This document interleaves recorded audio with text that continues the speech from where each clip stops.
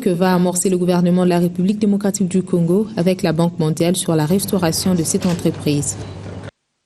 À l'échelle régionale, les experts africains en administration du travail tiennent depuis hier à Kinshasa leur 38e session dont l'objet est d'améliorer des conditions susceptibles de favoriser l'accès aux emplois dans le pays. Reportage. Examiner les différentes questions qui se posent dans le monde du travail et le programme d'activité pour l'exercice 2014, c'est ce qui explique la tenue à Kinshasa du 10 au 12 mars de la 38e session ordinaire du Centre régional africain de l'administration du travail, CRADAT. Pour cette 38e session ordinaire, le bâton de commandement est passé du Gabon à la République démocratique du Congo. L'ambitieux programme de formation en vue de recruter ultérieurement des centaines d'inspecteurs du travail est une opération sans précédent dans le continent et même au-delà.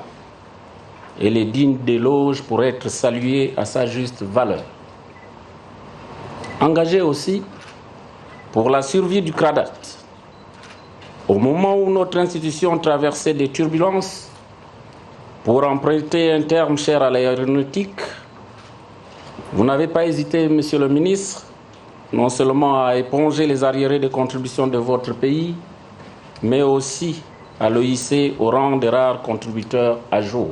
Le ministre congolais du Travail, de l'Emploi et de la Prévoyance sociale éclaircit l'opinion sur l'origine du CRADAT, ce centre qui forme les responsables du travail. L'initiative était partie de certains chefs d'État avec la collaboration du Bureau international du travail, qui avait estimé qu'il fallait qu'on ait un centre de formation et de recyclage de tous ceux qui ont en charge les questions du travail. C'est ainsi qu'on avait décidé depuis déjà 1965 qu'on puisse créer le CRADAT, dont le siège est établi à Yaoundé au Cameroun. Il faut donc noter que quel que soit son diplôme, il faudra absolument passer par le CRADAT pour avoir accès à la fonction d'inspecteur du travail. Sur l'autre rive du fleuve vient de se clôturer la 3e édition du Forum international sur les peuples autochtones d'Afrique centrale organisé à Imfondo sous le thème « Populations autochtones, savoir-faire traditionnel et économie verte en Afrique centrale ». La RDC y a naturellement pris part. Le peuple autochtone d'Afrique centrale vient de s'emparer de l'actualité au sein de la communauté économique des États d'Afrique centrale. Le 3e forum tenu à Imfondo vient de statuer sur leur savoir-faire traditionnel pour une économie verte, question d'attirer une attention méritée sur cette catégorie de personnes qui inspirent en termes de garde-forêt. Il y a maintenant le déploiage effectif des FIPAC parce que le fait de la présence de 3 chefs d'État, ça nous a beaucoup honoré. Et cela prouve réellement que la question n'est plus un tabou dans la sous-région. La République démocratique du Congo, un des pays au monde réputé pour un grand massif forestier constituant l'habitation de ces derniers, reste déterminé pour des discussions concertées visant la protection de l'environnement. À la tête d'une forte délégation, le ministre de l'Environnement, Conservation de la Nature et Tourisme représentant le pays a prôné pour la valorisation de leur savoir endogène qui passe par la sécurisation et la lutte contre la piraterie. Ceci dit, par des politiques nationales efficaces. Vous savez, nos pays sont marqués par la perte de la biodiversité et au niveau de chaque État, nous développons des stratégies sectorielles résiduelles pour protéger la biodiversité. Et chez nous, je dirais, avec ce grand fonds Okapi que nous avons développé, qui bientôt sera opérationnalisé, nous allons en principes fondamentaux relatifs à l'environnement et nous déployons à l'échelle nationale et c'est aussi à l'échelle des États de règlements, des politiques, de plans d'action, de programmes, justement pour asseoir la protection de la biodiversité. Le peuple autochtone, premier gestionnaire de nos forêts, mérite une intégration afin de partager leur savoir endogène dans le monde contemporain. Le forum a atteint ses objectifs et aujourd'hui nous croyons que une page est tournée, que nous en écrivons une nouvelle dans un cadre tout à fait solidaire de la sous-région pour que nous puissions obtenir des avancées réelles sur la question autochtone. Cette rencontre s'est ouverte par la passation du pouvoir du Forum international des peuples autochtones d'Afrique centrale géré par la structure pour la communauté économique des États d'Afrique centrale, question d'une large valorisation. Je vous le disais en titre, les déplacés du camp de Mugunga 3 dans le Nord Kivu traversent des moments difficiles. Précarité pour s'abriter, insuffisance des vivres et des médicaments pour des malades. Patrick Sialoura. Ils sont plus de 3000 déplacés vivant dans ce camp de Mugunga 3, situé à une dizaine de kilomètres à l'ouest de Goma. Ces derniers traversent des conditions très précaires et demandent au gouvernement congolais la sécurité dans leur village pour qu'ils rentrent chez eux.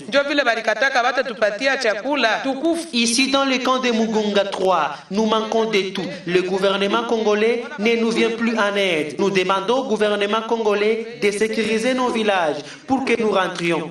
Quand il y a élection, certaines personnes viennent ici nous demander nos voix. Mais une fois au pouvoir, elles nous oublient. Pourquoi ça? Nous sommes devenus des déplacés dans notre propre pays. Ici à Mugunga 3, ses compatriotes vivent des assistances. Mais actuellement, ils ne reçoivent presque rien, à part les quelques rares gestes des ONG humanitaires pour des catégories bien ciblées dans ce camp, comme les vulnérables.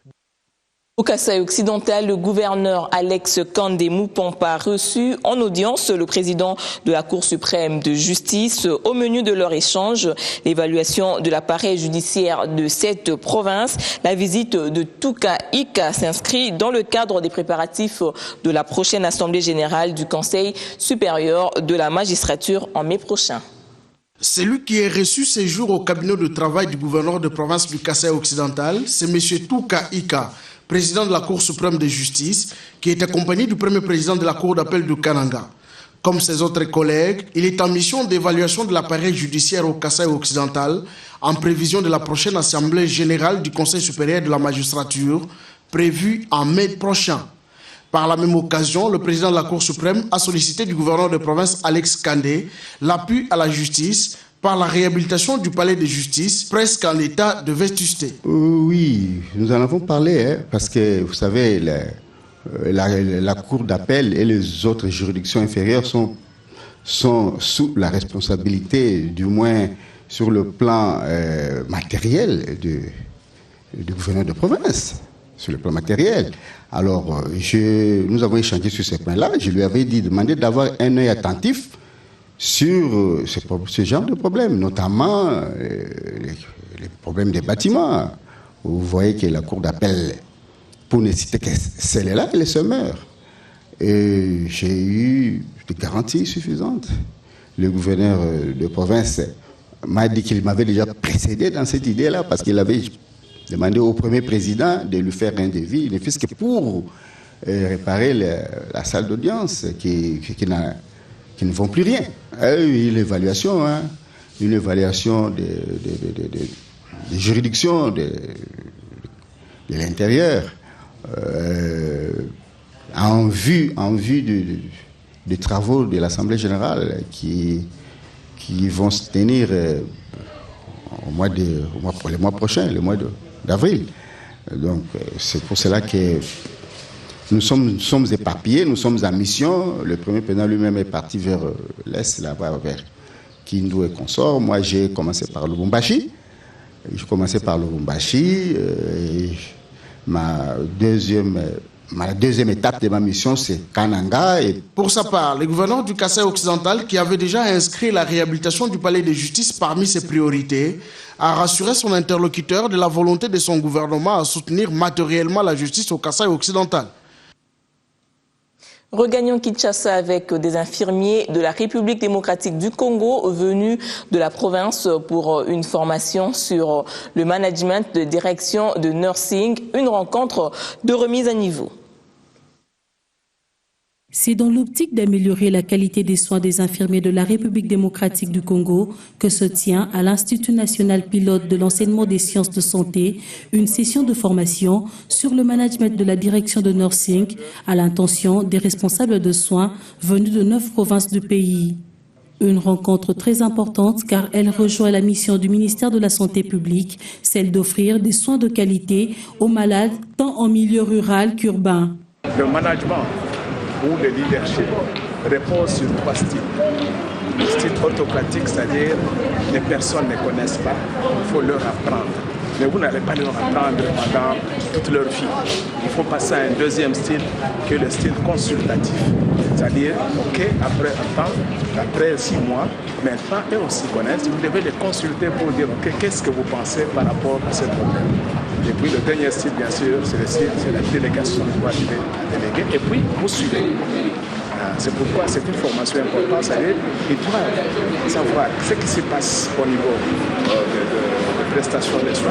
Le taux de la mortalité étant élevé au RDC, cette formation devra aider les responsables des soins à améliorer leurs prestations. S'il y a qualité des soins, bonne ou mauvaise, le premier responsable, c'est la directrice des soins. C'est pourquoi nous avons misé cette formation à leur niveau pour leur apprendre le management stratégique, c'est-à-dire une vision à long terme et en même temps le management opérationnel. Que faire chaque jour pour que la qualité des soins s'améliore de plus en plus? Parce que c'est connu, taux de mortalité très élevé, on a beaucoup de gens très bien formés, il y a un problème de qualité. Cette formation bénéficie du soutien de plusieurs partenaires dont la coopération japonaise JICA et durera 6 jours, soit du 10 au 15 mars. Reportage signé Patricia Panzou. Des confrères s'invitent dans cette édition à travers les lignes après Kinshasa et Dar es Salaam rappelle le soft. Kigali se brouille dangereusement avec Pretoria. C'est une affaire des opposants jadis piliers du régime, tués ou agressés dans leur exil à l'étranger, qui empoisonnent l'image du régime dans les chancelleries occidentales. Alors que Kigali s'apprête à commémorer, comme chaque année avec Faste Avril, le mois de la mémoire qui vit 800 000 Tutsis et Hutus modérés être massacrés dans un génocide immonde anti-Tutsi. Bonne nouvelle dans les colonnes du guide vers le déblocage du prêt de 73 millions de dollars en faveur d'Inga 3. La Banque mondiale se ressaisit, plus de peur que de mal après le report sur ordre du gouvernement d'État, plutôt des départements d'État américains, de la réunion devant statuer sur les déblocages de 73 millions de dollars à prêter à la RDC pour les financements du Grand Inga. Le conseil administrateur de la Banque mondiale se réunira enfin le 20 mars prochain pour discuter de ce projet qui a le potentiel de transformer la vie de millions d'Africains. L'hebdomadaire tient à l'information de Stash Wairo, directeur des opérations de la Banque mondiale à Kinshasa, lors de l'entretien avec Matata Pugno. En sport, volleyball, la délégation d'une vingtaine d'athlètes de l'équipe nationale du Congo-Brazza qui ont pris part aux éliminatoires de la Coupe du monde de la spécialité qui s'est tenue en Tunisie la semaine dernière. La Coupe du monde est prévue en 2015 au Congo-Brazzaville. Patrick Osumba. Nous avons effectué un déplacement dans le cadre des éliminatoires championnat du monde du volleyball, qui se passera en Espagne au mois de septembre. Et notre déplacement s'est soldé par un très bon résultat. Nous sommes sortis deuxième après la Tunisie, pays organisateur de ces compétitions. Nous sommes en train donc de préparer également les Jeux Olympiques 2015 au Congo-Brazzaville, les Jeux africains, je vais dire. Et donc, pour nous sommes déjà lancés dans les préparatifs et les choses s'annoncent très bien. Nous venons de participer à les éliminatoires, nous avons eu 4 matchs, nous avons gagné 3 et perdu ce qu'on a pu appeler là-bas une finale. Bon, mais pour moi, je suis très satisfait d'abord du niveau de la compétition et ensuite du niveau de la prestation de mes poulains. Parce que d'aucuns ne nous donnaient pas partant pour ces résultats. Et pour moi, c'est vraiment un réel plaisir et là, l'occasion de féliciter mes joueurs qui ont pu se battre pour que nous réussissions ces résultats. Football, Coupe du Congo, Arc-en-Ciel joue contre Las Vegas dans le cadre des préliminaires pour la 51e édition. Sodigraph croise le fer cet après-midi avec Africana Express. Les heureux gagnants de la promo Saint-Valentin organisée par la société de télécommunications Orange RDC ont reçu leurs différents prix en jeu par cette société. Ce tirage est à sa 2e édition, débutée depuis le 12 février et qui prend fin le 30 mars prochain. C'est au cours d'une cérémonie de remise de prix organisée en son siège. La société des télécommunications Orange RDC vient d'honorer une fois de plus ses engagements pris avec ses différents abonnés qui est entre autres d'offrir un service de qualité afin d'échanger leur vie. Les heureux gagnants de la deuxième promotion Saint-Valentin ont reçu chacun sa cagnotte de 90 000 francs congolais et de 450 000 francs congolais que cette société a mis à leur disposition. Les différents gagnants journaliers et hebdomadaires qui ont répondu présents à cette cérémonie de tirage n'en reviennent pas. Je gagnais $100, mais en francs, on nous a remis 90 000 francs congolais. Et nous n'avons même pas utilisé de la magie et autres. J'étais vraiment surprise quand on m'avait appelé le 5. Je croyais que c'était du blague comme on est habitué à ça. Mais heureusement aujourd'hui, je vois, vous voyez, c'est ça, hein, c'est du cash. Hein. C'est du cash, donc je suis là, je suis heureuse parce que je ne vais pas dire que je gagnais, donc je vois comme si Orange m'a cadonné. Pour cette société, ce jeu est ouvert à toute personne qui souhaite bénéficier du noble service que Orange RDC offre aux Congolais. Il faut absolument avoir une SIM Orange, entrer dans le menu message, taper Love et envoyer au 4000.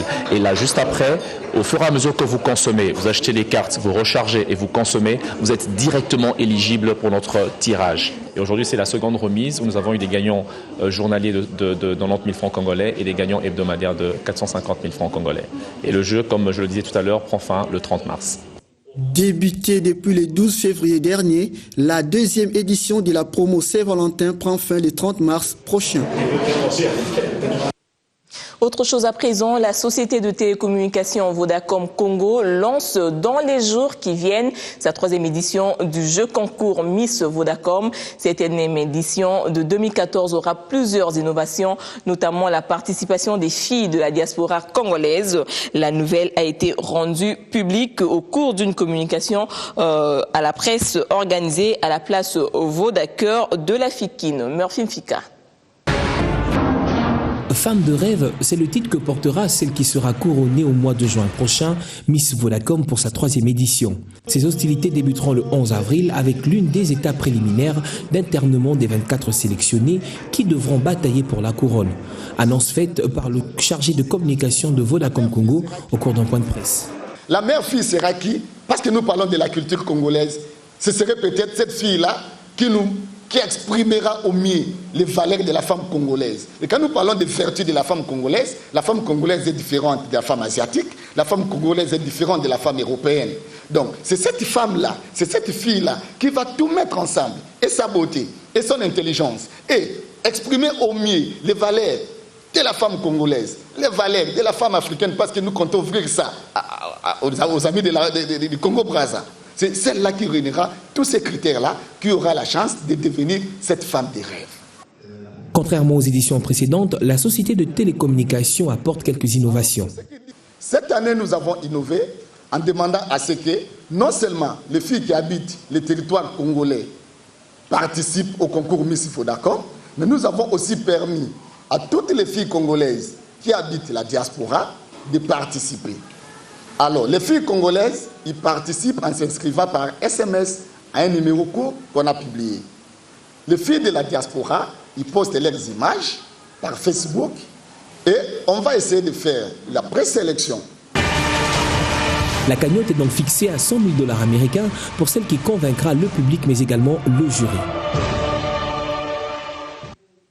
Nous allons prendre ce communiqué de presse avant de nous quitter. Bonne nouvelle pour les habitants de Kinshasa. Le grand hôtel de l'Inde, Indrapatracha Apollo Hospitals de New Delhi, en association avec l'agence de voyage Travel Plus SPRL de la RDC, vous offre une unique opportunité d'être consulté par des médecins indiens de renommée internationale. Parmi eux, des spécialistes en urologie, transplantation rénale, orthopédie et neurochirurgie. chirurgie. Les consultations vont se dérouler mercredi 12 mars 2014 de 10h à 18h à l'hôtel Royal sur l'avenue Kitona numéro 3 dans la commune de la Gombe, non loin de la SONAS. Vous pouvez vous enregistrer dès à présent moyennant $30 au bureau de Travel Plus situé au croisement de l'avenue de la Libération ex-24 novembre et l'avenue Oranger à Gombe. Soyez les bienvenus. Fait à Kinshasa le 10 mars 2014. Travel Plus. Fin de ce journal. Merci